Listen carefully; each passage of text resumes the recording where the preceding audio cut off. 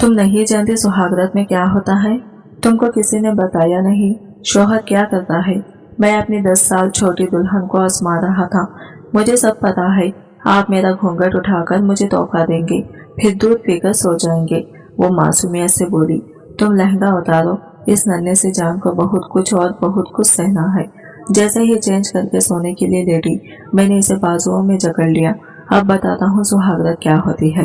ये कहकर मैंने इस नन्ही सी परी की गहराइयों में जैसे ही कमरे में दाखिल हुआ तो सामने ही छोटी सी दुल्हन को देखकर मेरे लबों पर मुस्कुराहट बिखर गई। मेरा दिल बड़ी शिद्दत से धड़क रहा था। मैं चलता हुआ इसके सामने आकर बैठ गया और वो निगाहें झुकाई बैठी हुई थी। इसका वजूद बुरी तरह से कपकपा रहा था। इसके कपकपाते वजूद को बगौर देखे जा रहा था। अगले ही लम्हे इसके घूंघट को उठाता हुआ मैं इसे कहने लगा, कितना इंतजार किया था इस रात के लिए मैंने, लेकिन मुझे नहीं मालूम था कि इतने हसीन मुझे बीवी मिलेगी। मैं मुस्कुराते हुए बोले जा रहा था और हानिया ने निगाहें उठाकर मेरी तरफ देखा था। हानिया शादी के बारे में कुछ भी नहीं जानती थी। इसे नहीं मालूम था कि शादी की रात क्या कुछ होता है और वो मुसलसल मेरे चेहरे की तरफ देखे जा रही थी। मैं कहने लगा, देखो तुम्हें देखकर तो मुझे अपने जज्बात पर कंट्रोल करना मुश्किल लग रहा है। मैं तो जल्द से जल्द तुमसे अपना हक वसूल करना चाहता हूँ। हानिया मुस्कुराते हुए कहने लगी, मुझे मेरी मुंह दिखाई का तोहफा तो दें। वो कहने लगी, तुम्हें मालूम है कि मैं तुम्हारे साथ क्या करने वाला हूँ? मैं अजीब सा अंदाज में बोले जा रहा था और हानिया नासमझी से कहने लगी, क्या मतलब? वो कहने लगी, तुम्हें किसी ने बताया नहीं सुहागरात में क्या होता है? मेरी बात सुनकर हानिया के लबों पर मुस्कुराहट बिखर गई। वो कहने लगी, मुझे सब कुछ मालूम है, आपको बताने की बिल्कुल भी जरूरत नहीं है।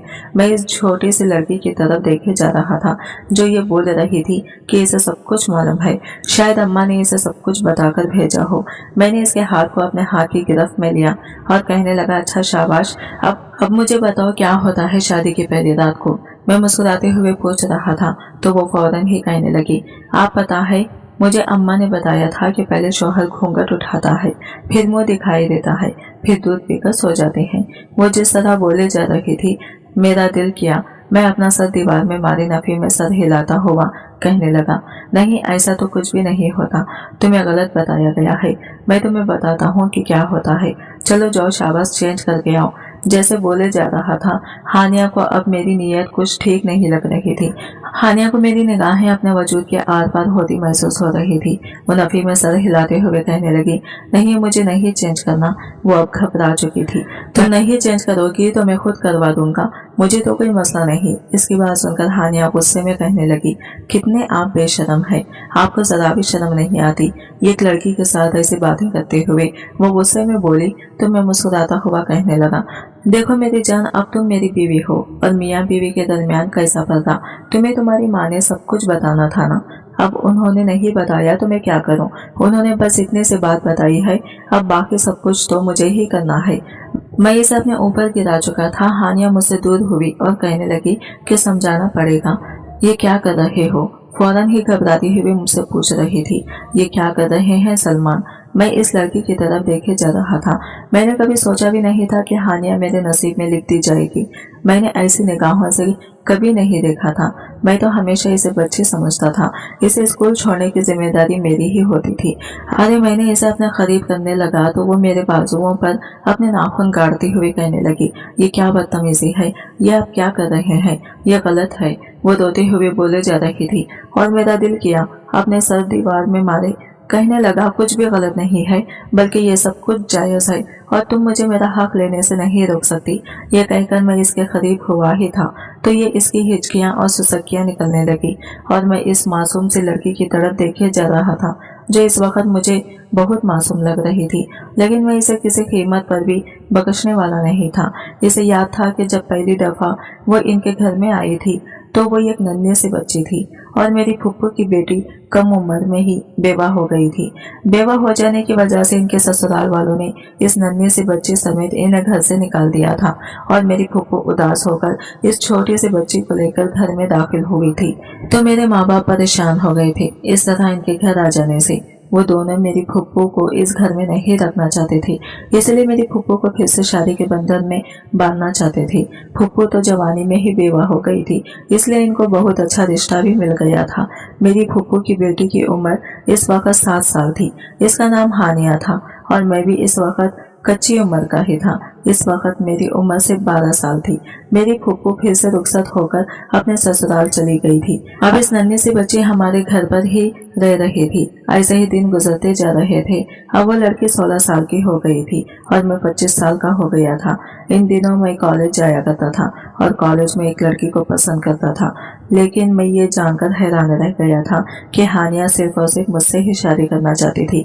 मैं इसे लाख मना किया, लेकिन इसने नहीं माना और मुझसे ही इसका निकाह हो गया। और आज शादी की पहली रात थी। रात का वक्त था जब वो दुल्हन बनी कमरे में बैठी हुई थी। कमरे का दरवाजा खुला और मैं इस कमरे में दाखिल हुआ था। इसके चेहरे पर दुनिया जहान की संजीदगी छाई हुई थी।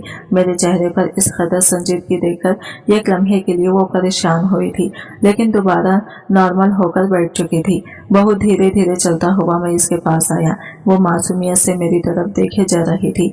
मैं जैसे ही कमरे में दाखिल हुआ तो सामने बैठी छोटी सी दुल्हन को देखकर मुसाखित इसके लबों पर मुस्कुराहट बिखर गई।